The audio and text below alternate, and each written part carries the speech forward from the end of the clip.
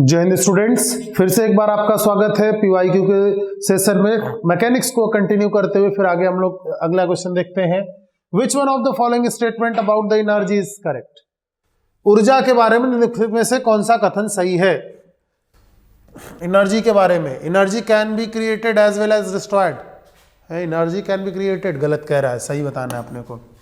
Energy can be created but not destroyed, ये भी गलत है। Energy can neither be created nor be destroyed, यही सही है। Law of conservation of energy, energy can not be created but can be destroyed, ये भी गलत है। तो यहां पर कौन सा सही है? According to law of conservation of energy कौन सा सही है? Option C is correct.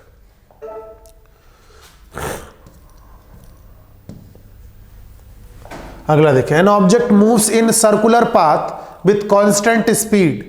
An object move in a circular path with a constant speed. Which one of the following statement is correct? कोई वस्तु वृत्ताकार पथ में नियत चाल से गति करती है, निम्नलिखित में से कौन सा कथन सही है? कैसा चल रहा? Object moves in a circular path with constant speed, उसकी स्पीड कैसी है? कांस्टेंट है। ठीक है, देखा जाए फिर। A, the centripetal acceleration of the object is smaller for gentle curve, the curve is larger radius than that of sharp curve। तो आप देखें कि भैया इसमें क्या है, बोले ये होता है आपके लिए mv²/r। ठीक, एक्सेलरेशन क्या हो गया? v²/r। तो कह रहा है कि एक्सेलरेशन का r से डिपेंडेंसी है। तो पहला कह रहा है जो हमारा सेंट्रीपिटल एक्सेलरेशन है ऑब्जेक्ट, तो सेंट्रीपिटल एक्सेलरेशन किसके लिए? Centripetal acceleration is smaller for gentle curve, मतलब आर की वैल्यू ज्यादा होगी, लार्जर रेडियस होगा। तो कह रहा है कि जब रेडियस बड़ा होगा तो एक्सेलरेशन कम होगा। देन ऑफ शार्प कर्व, बोले शार्प कर्व के लिए, बोले लग तो ठीक रहा है, लेकिन और भी ऑप्शन देखते हैं। The centripetal acceleration is greater for gentle curve, नहीं ये गलत है। The centripetal acceleration is same for, दोनों के लिए सेम नहीं, आर पे डिपेंड करता है। ठीक, क्योंकि एक्सेलरेशन का फॉर्मूला सेंट्रीपिटल के लिए होता है बेटा, फोर्स जो होता है सेंट्रीपिटल mv²/r, एक्सेलरेशन क्या हुआ? v²/r। तो जब r की वैल्यू ज़्यादा रहेगी, इसी वजह से टर्न करते समय हमको आसान तब होता है जब दूर होगा, मतलब बड़ा रेडियस होगा। तो इस वजह से इसमें ऑप्शन ए सही है। कौन सा ऑप्शन सही है यहाँ पे? बोले यहाँ पर सही है ऑप्शन ए। क्वेश्चन नंबर 13 देखा जाए। 13 क्या कह रहा है?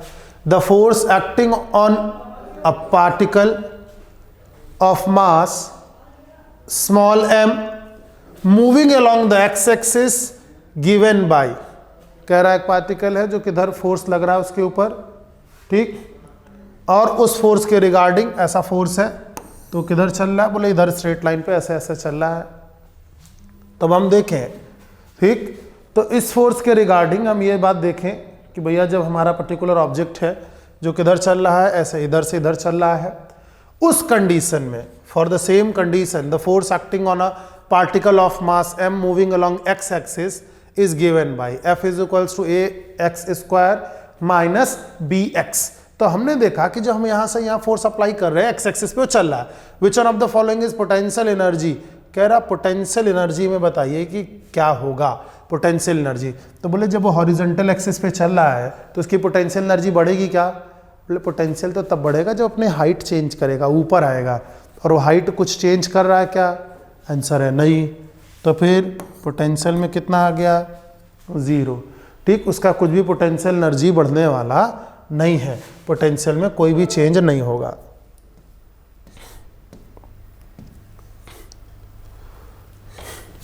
The speed of a car traveling on a straight road is listed below at successive intervals of 1 second। एक सीधी सड़क पर चलने वाली कार की गति 1 सेकंड के क्रमिक अंतराल पर नीचे सूचीबद्ध है। तो आपको ये टेबल दिखाई दे रहा है, टाइम कितना दिया है? बोले 0 से पहले स्पीड 0 थी, 1 सेकंड पे कितना हो गया? 2। तो यहां से आप देखिए क्या हो गया, हमारा जो एक्सेलरेशन 2 मीटर पर सेकंड स्क्वायर, यहाँ से फिर वही देखो 2 मीटर पर सेकंड स्क्वायर, मतलब यहाँ से हम ये कह सकते हैं कि हमारा जो एक्सेलरेशन है वो कितना मिल गया, त्वरण है वो कितना मिल गया बेटा, 2 मीटर पर सेकेंड स्क्वायर। जो एक्सेलरेशन है वो कैसा मिल गया, 2 metre per second square.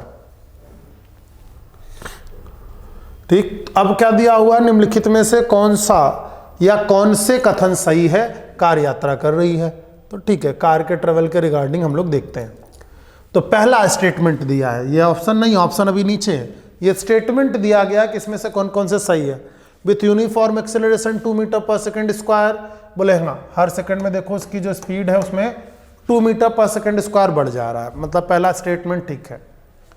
16 metre इन 4 सेकेंड, 4 सेकेंड में वो कितना चलेगी, बोले 16 मीटर चलेगी, बोले हाँ ये बात भी ठीक है।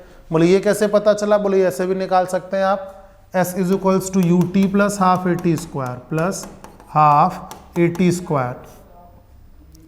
तो u कितना है, 0 है, हाफ एक्सीलरेशन कितना है 2 टाइम कितना 4 का स्क्वायर, कितना मिल गया 16। तो 4 सेकंड में कितना चलेगी 16 मीटर, ये बात भी ठीक है।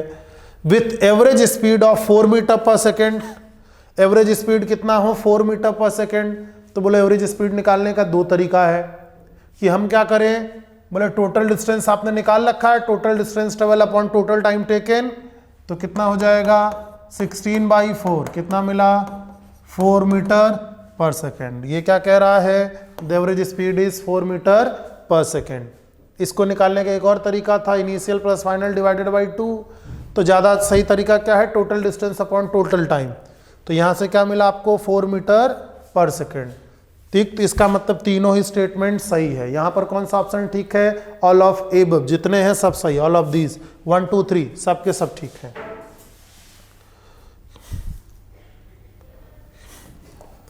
How is the kinetic energy of a moving object affected if the net work done on it is positive? How is kinetic energy of a moving object affected if the net work done on it is positive? यदि किसी गतिमान वस्तु पर किया गया कार्य धनात्मक हो तो उसकी गतिज ऊर्जा कैसे प्रभावित होगी, घटेगी, बढ़ेगी। ठीक, आप यहाँ पर ये भी देख सकते हैं, ये लिखा हुआ है सब में कि किस साल में कौन से एग्जाम में ये क्वेश्चंस पूछे गए हैं, कौन से एग्जाम में क्वेश्चंस पुटअप किए गए हैं। तो यहाँ पे हमने देखा डिक्रीजेस, घट जाएगी, इंक्रीजेस, रिमेन्स कांस्टेंट, बिकम 0। तो देखो जिधर डिस्प्लेसमेंट हो रहा है उधर ही वर्क डन करेंगे, उधर ही फोर्स लगाएंगे। तो जब उधर फोर्स लगाएंगे तो फोर्स कॉजेस एक्सीलरेशन, एक्सीलरेशन क्या करेगा, वेलोसिटी बढ़ा देगा, वेलोसिटी बढ़ेगा तो काइनेटिक एनर्जी क्या हो जाएगी, बढ़ जाएगी, इंक्रीज हो जाएगी। इसमें कौन सा ऑप्शन सही है, बोले इसमें फिर सही हो गया बेटा option B. A ball is thrown vertically upwards from the ground with a speed of 25.2 meter per second. The ball will reach the highest point of the journey in. ठीक, कह रहा है कि आप ये बताइए कि जब हमने बॉल को फेंक दिया तो बॉल हाईएस्ट पॉइंट पर कितने टाइम में पहुंचेगी। तो इसका फाइनल वेलोसिटी कितना है 0। इनिशियल वेलोसिटी जिससे फेंका गया है वो कितना है 25.2 मीटर पर सेकेंड। ठीक, अब क्या है, कह रहा हाईएस्ट पॉइंट पहुंचने में कितना समय लगेगा। तो जी की वैल्यू है कितना 9.8 या अप्रॉक्सीमेटली क्या ले लेते हैं हम लोग 10 मीटर पर सेकेंड स्क्वायर। तो टाइम चाहिए, बोले आसान है, फर्स्ट इक्वेशन लगा दो, v is equals to u plus a t. ठीक, तो v कितना है 0, u कितना है 25.2 माइनस एक्सेलरेशन 10 या 9.8 ले सकते हैं, तो इधर ले आ दो। तो कितना हो गया 10t इज इक्वल्स टू 25.2, तो t कितना मिल गया 2.52 सेकेंड। ठीक, क्योंकि 10 ये एग्जैक्ट वैल्यू नहीं है, इसका मतलब आंसर भी अप्रॉक्सीमेट मिलने वाला है। तो 2.5 के आसपास की वैल्यू, बोले 2.57, थोड़ा ही चेंज है ना, तो 9.8 रखेंगे तो ये मिलेगा। तो हमको क्या मिल गया 2.57, दूर दूर वैल्यू, इसलिए आप 9.8 रख के सॉल्व करेंगे तो ज़्यादा टाइम लगेगा। 10 से डिवाइड करो, ये मिलेगा ऑप्शन सी।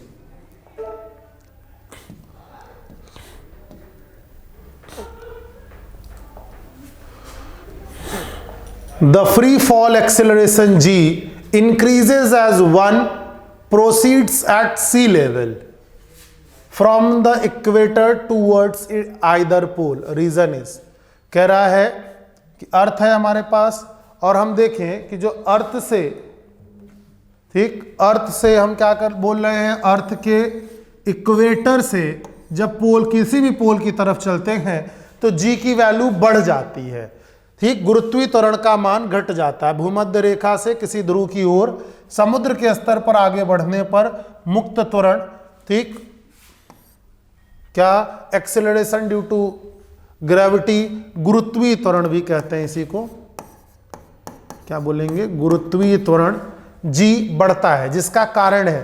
तो बोले इसका रीजन क्या है, बोले इसके दो रीजन है। पहला रीजन इसका रोटेशन है कि पोल पे रोटेशन का ज्यादा इफेक्ट नहीं होता है, तो पोल पर जब रोटेशन का ज्यादा इफेक्ट नहीं होगा तो यहां पर जब ये रोटेशन का ज्यादा इफेक्ट नहीं आएगा, इस वजह से ज्यादा होता है। दूसरा, आप देख सकते हैं ये इक्वेटर और रेडियस जो पोल पे है, तो जो अर्थ का रेडियस यहां पर है ये है ज्यादा, तो जब ये दूर होगा, रेडियस बड़ा होगा तो जी का वैल्यू कम रहेगा और छोटा होगा तो जी का वैल्यू अधिक रहेगा। तो हम क्या बोलेंगे, radius of equator is equals to radius of pole plus कितने का डिफरेंस है इन दोनों में, इन दोनों में बेटा डिफरेंस है 21 किलोमीटर का। मतलब जो पोल है वो रेडियस ऑफ इक्वेटर से कितना, 21 किलोमीटर छोटा है। तो देखा जाए ऑप्शन में कहीं ऐसा कुछ दिया गया है। Earth is sphere with same density everywhere, गलत, अर्थ स्फीयर है ही नहीं, ओवल है। देखो आप देख सकते हैं यहां पे से थोड़ा चिपटा सा है, ठीक ठीक। फिर देखें, earth is a sphere with different density at polar regions then it equatorial region. कह रहा earth is sphere with different density, कह रहा डेंसिटी अलग अलग होती है, बोले नहीं ये भी गलत है। Earth is approximately an ellipsoid having equatorial radius greater than the polar by 21। कह रहा है पृथ्वी का एक लगभग दीर्घवृत्त है जिसका भूमध्य रेखीय त्रिज्या 21 किलोमीटर से अधिक है। मतलब जो ध्रुव है वो छोटा है और जो हमारा है, तो बोले बिल्कुल यही बात सही भी है। यहाँ पे इसी चीज को हम लोग टिक करेंगे। रेडियस जो इक्वेटोरियल पर है, जो भूमध्य रेखा पर है, वो जो पोल का रेडियस है उससे 21 किलोमीटर अधिक है। सब जगह बराबर नहीं है, पृथ्वी पूरी गोल नहीं है, स्फेरिकल नहीं है, तो इस वजह से यहां पर क्या है, ऑप्शन सी सही है।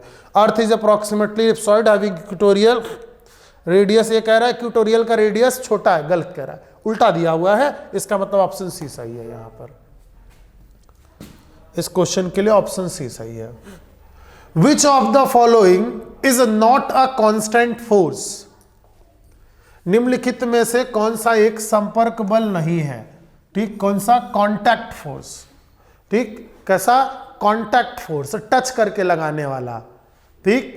तो इसमें ढूंढना है which of not a contact force. तो जो कॉन्टैक्ट फोर्स नहीं होता उसे क्या बोलते हैं, नॉन कॉन्टैक्ट फोर्स या फील्ड फोर्स, जो बिना कॉन्टैक्ट किए लगता है। तो हमको इसमें से ढूंढना है कौन सा नॉन कॉन्टैक्ट फोर्स है, तो ढूंढा जाए कौन सा नॉन कॉन्टैक्ट फोर्स है। ऑप्शन ए पुश या पुल, तो किसी को धक्का देंगे तो वही टच करके देंगे। ग्रेविटेशनल फोर्स, गुरुत्वाकर्षण बल, बोले ये टच करके लगाता है क्या, बोले सन अर्थ को खींच रहा है, टच में है क्या, नहीं, ये फोर्स कैसा है, फील्ड फोर्स है, क्षेत्रीय बल है। ऐसे बल जो एक निकाय से दूसरे निकाय पर बिना उसको फिजिकली भौतिक रूप से टच किए हुए लगा देते हैं, उन्हें क्या बोलते हैं, field forces, non contact forces, जो बिना कॉन्टैक्ट के लग जाते हैं। तो ग्रेविटेशनल फोर्स, फ्रिक्शन, बोले फ्रिक्शन तब लगेगा जब हम एक सरफेस को दूसरे के पास ले आएंगे तब। स्ट्रेन, तनाव बल, उसमें भी वही है, पकड़ के खींचेंगे तो आएगा। इस वजह से यहां पर कौन सा सही है, option B, gravitational force is non contact force या field force. When a force of 1 Newton acts on a mass of 1 kg which is able to move freely, the object move in the direction with an, ठीक, 2016 के second exam में पूछा गया question है।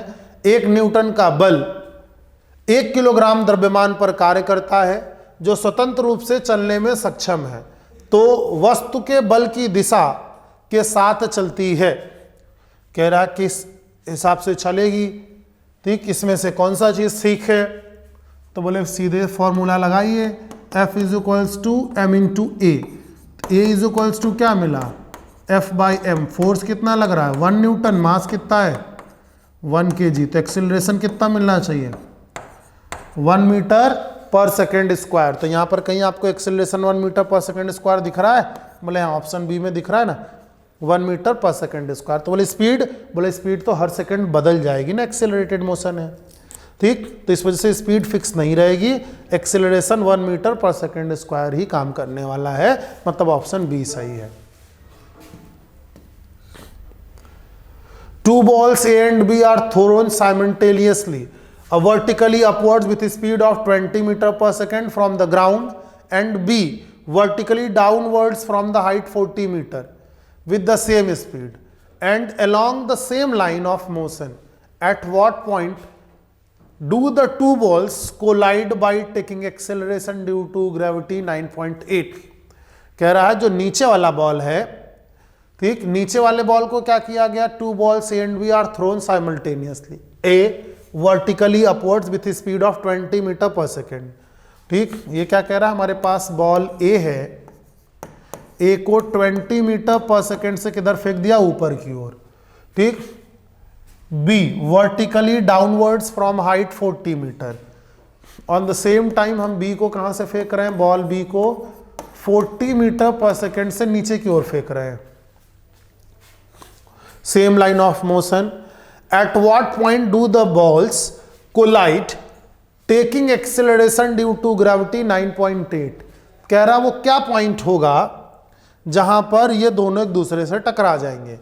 तो इसमें दे रहा है कि 3 सेकेंड और हाइट जो हो वो नीचे से कितना चल चुका है 30.2 फ्रॉम द ग्राउंड से इतना ऊपर चल चुका हो, ठीक। तो सबसे पहले हम लोग हाइट या टाइम एक को किसी को निकालेंगे। तो आपके पास जो जो चीज़ें हैं उनके रिगार्डिंग हम लोग देखें कि हमारे पास क्या क्या चीज़ें हैं जो मिसिंग हैं। तो एक चीज़ तो फिक्स है, दोनों जो टाइम इंटरवल लेने वाले हैं वो बराबर है। इनिशियल वेलोसिटी हमको पता है, एक्सीलरेशन पता है, एक चीज़ नहीं पता है जो फाइनल वेलोसिटी, ठीक। तो हम लोग क्या लगा सकते हैं इसमें, बोले ये लगा दीजिए S is equals to UT plus half GT square, क्योंकि टाइम दोनों में बराबर है और डिस्टेंस हमको एग्जैक्ट आइडिया नहीं है, तो हम ये दो इक्वेशन बनाते हैं इसमें, ठीक। अब देखो कि भाई इसमें क्या दिया हुआ है, the ball will collide after 3 second, और कहां पर 30.2। तो देखो एक बात ये देखें कि क्या हमारा जो बॉल है, ऐसे इसको निकालने का ट्रिक समझे, बॉल 20 वाला 3 सेकेंड में चलेगा कितनी दूर, जब 20 मीटर से फेंके हैं तो 3 सेकेंड में कितना चलेगा, तो बोले S is equals to 20 into 3 minus half, ठीक है, 9.8 कितना 3 सेकेंड, तो ये कितना मिल गया 60। 3 सेकेंड में कितना चल जाएगा, बोले 60 चलेगा, माइनस ये कितना आएगा, ये कितना मिल जाएगा 30-15, मतलब ये अपने को मिलने वाला है, अगर इसको 10 मान लेते हैं, अप्रॉक्सीमेट वैल्यू निकाल लेते हैं 10, तो ये कितना मिल जाएगा 5-15, मतलब वैल्यू कितनी मिल रही है 45 मीटर के आसपास। और ये कितना कह रहा है, the ball will collide after 3 second, तो अगर 3 सेकेंड के बाद कोलाइड करता तो इसकी हाइट लगभग 45 मीटर होनी चाहिए। तो आपको यही ढूंढना है, यही सेम चीज हम अप्लाई करेंगे सब जगह, ठीक है। The ball will collide after 1 second at a height of 15.1 meter from the ground. ये कह रहा है कि कहां पर होगा, ठीक। अगर ये 2 सेकेंड बाद कोलाइड होगा तो कहां पे 30 पे, तो वो भी देखो S is equals to U कितना है 20, टाइम कितना 2 माइनस हाफ इंटू 10, कितना कह रहा है 2 का स्क्वायर, इसको कैंसिल कर दो 20, तो ये क्या मिला 40 माइनस यहाँ पे क्या मिला 20 के आसपास टकराना चाहिए था इसको, लेकिन वो कितना बोल रहा है कि 30.2, जो कि गलत है। द बॉल विल, ठीक, the ball will collide after 1 second at a height 15 meter, तो S is equals to 1 second के लिए निकालो 20 multiplied by 1 minus half into 9.8 या 10 लेते हैं, 1 सेकेंड का स्क्वायर क्या मिला 5, ये कितना मिल गया 15 मीटर। ये बात सही कह रहा है। 1 सेकंड में कितना चलेगा 9.8 लेंगे तो 15.1 मिलेगा आपको। तो यही ऑप्शन सी सही है, यहीं पर कोलाइड होगा क्योंकि 1 सेकंड में चल ही उतना पाएगा। ठीक, तो आपको दोनों इक्वेशन निकाल कर इक्वेट करने में नहीं करने की जरूरत है, सिर्फ ये पता करो कि 1 सेकंड में इतना चलेगा तब तो कोलाइड करेगा उस पॉइंट पे। जब चल ही नहीं पाएगा तो वहां पे उनका कोई कोलिजन भी नहीं होगा। तो यहाँ पे कौन सा क्वेश्चन नंबर 20 में ऑप्शन सी सही है। डी क्या कह रहा है, the ball will collide after 5 second at height of 20 meter. 5 second में तो बहुत आगे निकल जाएगा, 20 मीटर की हाइट पे होगा नहीं। इस वजह से यहाँ पर कौन सा ऑप्शन सही है, वहां पर ऑप्शन जो सही है that is option C. Hope ये सेशन काफी अच्छा रहेगा आपके लिए। फिर मिलेंगे अगले सेशन में और भी ढेर सारे क्वेश्चंस लेकर के। तब तक के लिए थैंक यू, जय हिंद। जहां बनते हैं देश के गौरव, इंडिया का एकमात्र ऐसा कोचिंग इंस्टीट्यूट जहां कैडेट्स को ट्रेन किया जाता है आने वाले डिफेंस एग्जाम के अनुसार। अगर आपका भी सपना है भारतीय सेना में शामिल होकर देश की सेवा करने का, तो आज ही ज्वाइन करें त्रिशूल डिफेंस एकेडमी।